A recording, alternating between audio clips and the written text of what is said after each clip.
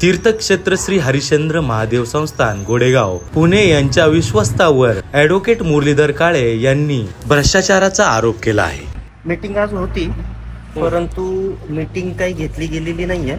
त्यांनी ॲक्च्युली सर्व ग्रामस्थांची फसवणूक केलेली आहे. सकाळी 10:30 वाजता मीटिंग होती. 10:30 वाजता तुम्हाला कसं काय कळलं मीटिंग होती?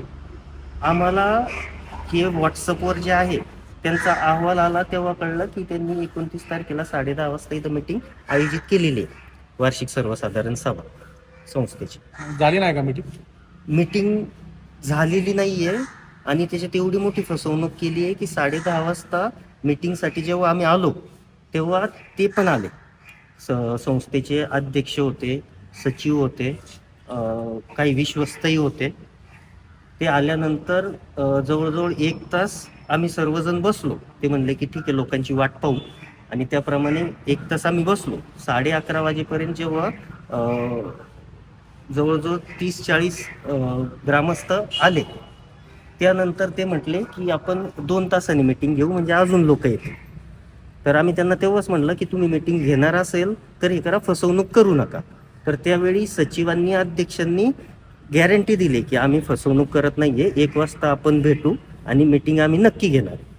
परंतु 1 वाजता आम्ही इथे 12:30 पासून बसलेलो आहे, पण मीटिंगसाठी ते आलेलेच नाही कोणी. मीटिंग झालेलीच नाही का? मीटिंग झालेलीच नाही. आता ते आम्हाला भीती हीच आहे की ते बोगस ठराव करू शकतात, परंतु मीटिंग झालेली नाही. मीटिंग झालेली नाही. मीटिंग झालेली नाही. नाना, तुम्हाला माहिती आहे मीटिंगला आले होते तुम्ही? आलो होतो. मग मीटिंग काय ते म्हणले 2 तासांनी घेऊ, पब्लिक नाही आलं तर 2 तासांनी. मग मीटिंग परत आम्ही आलो तर कोणीच एकही विश्वस्त आलं नाही, कोणी अध्यक्ष नाही, सचिव नाही, कोणी आलं नाही. तुम्ही होते मीटिंगला? सकाळी होतो आणि आता बी आहे. मग सकाळी झालीच नाही. सकाळी होतो, नंतर 2 तास होते की 2 तासांनी घ्यायचं ठरलं. ते ठरल्यानंतर मग आम्ही परत आलो इथं 2 तासांनी. तर इथं संचालक मंडळ, विश्वस्त मंडळ इथं कोणीच हजर नाही. आम्ही सगळे अजूनपर्यंत आतापर्यंत इथं बसून आहे. आता पुढे सांगितलं असं कधी घेणार मीटिंग? आता काय त्यांचाच पत्ता नाही, तर आम्हाला काय माहिती पडायचं हो. मीटिंग न होण्यामागचं कारण काय? मीटिंग न होण्यामागचं कारण जे संस्थेकडं 25 लाखाचा एक घोटाळा झालेला आहे. एक 14.5 लाख रिलायन्स फाउंडेशनकडून जे आलेले आहेत त्याच्यामध्ये घोटाळा झालेला आहे. परत जे विश्वस्त निवड झालेली आहे त्याच्यामध्ये त्या नवीन विश्वस्तांची फसवणूक झालेली आहे. त्यांची निवडही कायदेशीर नाही आहे, त्यांचे चेंज रिपोर्टही नाही आहे, आणि सर्वात महत्त्वाचं म्हणजे ह्या संस्थेची जी घटना बनवली गेलेली आहे त्यामध्ये खूप मोठा फ्रॉड झालेला आहे. मयत इस्माच्या सहीने घटना धर्मादाय आयुक्ताकडे सादर करून धर्मादाय आयुक्ताची दिशाभूल करून त्यांची फसवणूक करून घटना मंजूर करून घेण्यात आलेली. आणि जे काय बांधकामं आत्ता इथे चाललेली आहेत देवस्थानची, त्याच्यामध्ये लाखोचा घोटाळा आहे. ह्या सगळ्या गोष्टींचा अर्ज आम्ही त्यांच्याकडे दिलता की ही सगळी माहिती जी आहे ती ग्रामस्थांना वार्षिक सर्वसाधारण सभेमध्ये द्या. आणि हेच कारण आम्हाला वाटतंय की त्यांना ही माहिती द्यायची नाहीये आणि त्यामुळं ते ही मीटिंग सोडून गेलेले आहेत, किंवा अशी ग्रामस्थांची फसवणूक केलेली आहे की म्हणले दुपारी 1 वाजता मीटिंग घेऊ, परंतु मीटिंगला आलेले नाही आहे. आम्ही सचिवांना फोनही केलता आणि त्यांचं तसं आमच्याकडे रेकॉर्डिंग पण आहे की 1 वाजताला मीटिंगसाठी आम्ही येणार आणि मीटिंग नक्की होणार. अजूनपर्यंत काय आलेले नाही. अजूनपर्यंत आलेले नाही. आणि महत्त्वाचं कारण हा सगळा झालेला घोटाळा जो आहे, हा घोटाळा त्यांना ग्रामस्थांसमोर, गावासमोर ह्याची उत्तरं द्यायची नाही आहेत, ह्याची माहिती द्यायची नाही आहे, आणि म्हणून ते पळतायत.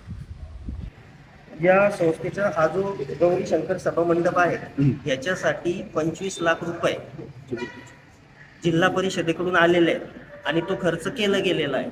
त्याच्यानंतर मागील 3 वर्षात प्रत्येक वर्षीच्या अहवालामध्ये 4.5 लाख रुपये त्यांनी संस्थेने खर्च केलाय या स्टेजसाठी असं दाखवलेलं आहे. म्हणजे जवळजवळ 13 लाखाचा जो आहे तो 13 लाख रुपये त्याचा हिशोबच नाही आहे. आणि ते 13 लाख कुठे गेले त्याचं उत्तर त्यांनी देणं, ते ग्रामस्थांना देणं, ते बांधील आहे, त्यांची ती जबाबदारी आहे. ते ट्रस्टी आहेत, ते मालक नाही आहेत. आजच्या मीटिंगचं पण बोगस ठराव करून तसा चेंज रिपोर्ट करण्याचा ते प्रयत्न करू शकतात, पण कायदेशीर याच्यामध्ये आम्ही सक्षम आहे. आम्ही तिथं खोटं काही होऊन देणार नाही. हे फक्त माहितीसाठी गावाला सांगितलं की अशा गोष्टी होऊ शकतात. ऑडिट रिपोर्ट 2023चा तो तर चेंज रिपोर्ट चॅरिटीकडे आम्ही दाखल केला आहे की 2023च्या चेंज रिपोर्ट अहवालामध्ये हा जो ऑडिटर आहे डी एच फलके यांनी सांगितलं की हा ऑडिट मी केलेलंच नाही आहे. हे चॅरिटीकडे पण सांगितलं गेलं आहे. त्यानंतर चॅरिटीपुढे त्यांनी एक दुसऱ्या ऑडिटरचा ऑडिट रिपोर्ट सादर केलेला आहे, ज्याच्यामध्ये त्या ऑडिटरने लिहिलेलं आहे की तोंडी माहितीवर मी ऑडिट रिपोर्ट यांना बनवून दिलेला आहे आणि त्या गोष्टीचा सगळा विचार करून जॉईंट चॅरिटी जे आहे ते आपल्याला थोड्याच दिवसात निकाल देणार आहे. हे फक्त आपल्या माहितीसाठी मी या सर्व गोष्टी सांगितल्या. यावर्षीचा जो 2024-25चा हा जो अहवाल दिला आहे यामध्ये तर ऑडिटच केलेलं दिसत नाही आहे. एक तर यांनी स्वतः हा जमा खर्च लिहिलेला आहे, इथं कुठेही ऑडिट केल्याचा ऑडिटरचं नाव नाही आहे. म्हणजे नक्की ह्यांचा किती मोठा घोटाळा आहे आणि ह्यांनी काय चालवलं आहे आणि ह्यांची जबाबदारी आहे की ह्याची उत्तरं ग्रामस्थांना देणं. ह्याचे मालक ग्रामस्थ आहेत, ह्याचे मालक ट्रस्टी नाही आहेत. ह्याची तरी जाणीव ठेवून त्यांनी ग्रामस्थांना या सर्व गोष्टींची माहिती द्यावी ही विनंती.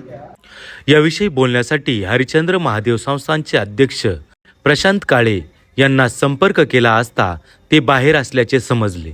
या संदर्भात आपण संस्थांची बाजू लवकरच जाणून घेणार आहोत.